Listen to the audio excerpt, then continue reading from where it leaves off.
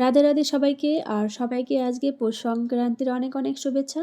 তো দেখো, আমার শাশুড়ি মা খুব সকালবেলা স্নান সেরে একদম ভোরবেলা উঠে বাস্তুদেবীকে পিঠে দিতে হয় আমাদের উঠোনের মাঝখানে।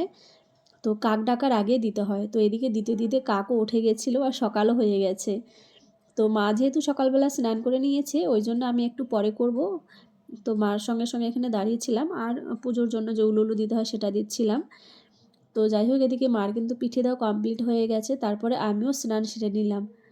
আজকে কিন্তু আবার অনেকে গঙ্গা স্নানও করে, তো তার জন্য আমরা বাড়িতেই গঙ্গা জল ছিল ওই জল মিশিয়ে স্নান সেরে নিয়েছি। আর এদিকে কিন্তু সূর্যদেবও উঠে গেছে। তো একটু পরে যেহেতু বাস্তু পুজো করতে হবে আমাদের বাড়িতে, তার জন্য আমি এখানে পুজোর বাসনগুলো সব মেজে নিয়েছি। আর ঠাকুর ঘরেও পুজো দিতে হবে, তারও বাসন একসঙ্গে মেজে নিলাম।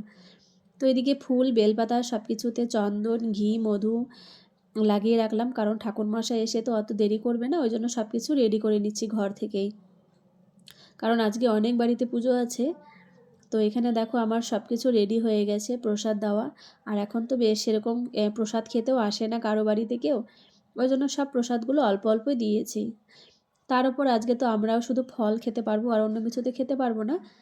তো এদিকে তো ঠাকুরমশাই চলে এসছে, আর এদিকে বাইরেও সব কিছু রেডি হয়ে গেছে।